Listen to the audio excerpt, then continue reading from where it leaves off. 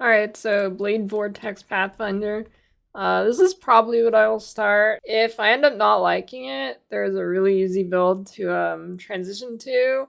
It's Blade Blast. It is practically the entirely same tree. Pretty much a one-to-one copy. There's a few differences, like on the Pathfinder tree, we try and pick up more skill effect duration to keep the Blade Vortex going more. But yeah, so it's a safe starter. If you end up not liking it, easy transition to Blade Blast. So the damage of the build will be 5 out of 10. It's not great. It's not terrible. You can get a couple million pretty easily. It's obviously going to be a lot less than Blade Blast, but Blade Vortex is obviously a one-button build. You just keep your blade stacks up and run through the monsters. Very smooth. Clear, I'll give it 10 out of 10. I mean, like I said, it's a one-button build. Essentially, maybe like 1.5, I guess, because you pop your Plague Bearer every so often and just run through monsters. But it is a one-button build. Defense, 9 out of 10. It's a Pathfinder. It gets very tanky. You can see the max hits here. And this is without Immortal Call popped. If Immortal Call pops, still even higher. You get lots of Fizzed Elemental conversion in the end game with Pathfinder and its gear. Evasion, max spell suppression easily due to being near spell suppression nodes, getting a lot of it on the tree, and then you get a lot of flask effect, which is very OP in terms of staying alive. It has decent damage. If the Penance brand mark works, which is my previous video, if you go look on my channel, it's the one that's like, this is broken, 1 billion trillion damage, totally not a bait. It's a bait. But it might not be a bait. If it's not a bait, I have Warden clicked for a lot of these. I think Warden, it's really good. You get 30% move speed while you're leveling through the acts, and then when you get to maps, you can unequip gems from your gloves and get 25% increased life for a big tanky boost. But if Penance Brand actually works reliably, this will be 100% what you take, would be Warlock. So just keep that in mind. Keep an eye on that. If that works, if this tech actually ends up working, you go Warlock for sure, 100%. It'll just be so broken for damage. And if it does work, you're going to want to make sure you take the poison you inflict on enemies, deal 300% increased damage. Mastery, I don't have it clicked currently. You also want to get a cluster jewel with the low tolerance notable. It's on chaos dot medium cluster. The skills, we got Blade Vortex, obviously. I'm going to reorder these actually. So when I link the PoB, I'm going to have these ordered from top to bottom in terms of what should be your 4 link. So do not go off this right now. That's not right. I will fix that, and then in the PoB in the link, it will be fixed. These are your core auras, is Malevolence, Purity of Elements, Grace, and Defiance banner. So obviously you're not going to have an Enlighten early. So if you don't have an Enlighten early, which you won't, you're going to need some more mana. Let me go to the day 1 maps gear to show you this here. So you're gonna want to drop Defiance banner, and then the way you can fix the reservation here is you get Eater of Worlds, and then mana reservation efficiency. You get that on your helmet, and then there you go. You have enough mana. That is the easiest way to fix it. You just drop Defiance banner, and then you can go it when you get the reservation on your helmet, which is not too hard to do.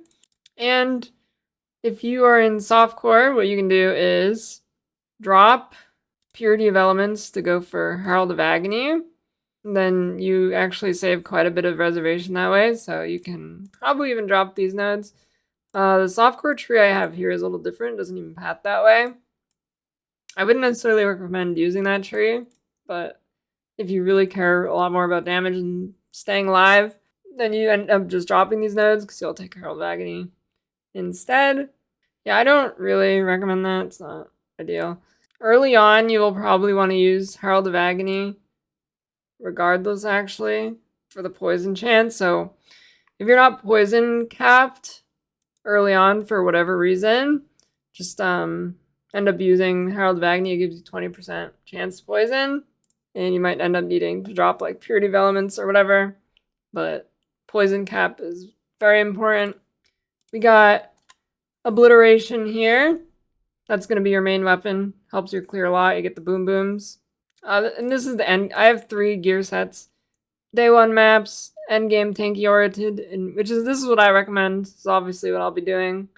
In hardcore, you can go damage oriented too for softcore. You will be a lot squishier though, and I don't think it's worth it, but that is entirely up to you. You get a bunch of fizz taken as fire on your helmet. You get a little bit of AoE. Lightning coil is huge. This will keep you alive so much. If you go lightning coil, you kind of need to use purity of elements though. If you don't go lightning coil, you can drop it. Asnad's gentle touch, very nice for clear. Replica dragon fangs, flight. That should be blade vortex. I'll fix that. And then on your rare range, try and get Dom ulti. If you're in softcore, you can go 2 Ming's hearts actually if you want. I don't recommend it, but if you really just want damage. Yeah, Ming's heart, very OP in this build. And then for belt, just try and get a belt with energy shield because it's going to help out your Eldritch Battery a lot. This is more important than you would think. In the regen energy shield per second while rare or unique enemy is nearby is very important. So your endgame flasks you're going to use is Taste of Hate, Ruby Flask, and Topaz Flask, and obviously a Quicksilver. But going to day 1 maps, I would actually recommend using like a granite, jade, and a silver because you're not gonna have like much armor early, not gonna have much evasion. These will help you out a lot. And then all this gear is just like life, res, and suppression where you can get it. Nothing special. On the day 1 gear, you look to get about 1.2 million DPS. Now the softcore gear. If you do use softcore gear, you are gonna have to look into using the full damage endgame tree. Like you're gonna want to match them up. If you go damage end oriented, you want to go for the damage tree, just because of the Dendrobate. We don't necessarily need to, but it makes this tree has it easier to get dexterity, which is needed for Dendrobate. But yeah, I don't really recommend doing more damage version. I don't think it's worth sacrificing the defense, but that is up to you. I wouldn't swap to Blade Vortex before like level 60. That is the earliest I would do it. Ideally, you're doing it around level 70. And what you want to level through the axe with will be Poison Concoction. I have trees all the way up to level 72. It includes what order to take your nodes. I will put the links in here as well. They're not here currently. Make sure you check the notes section.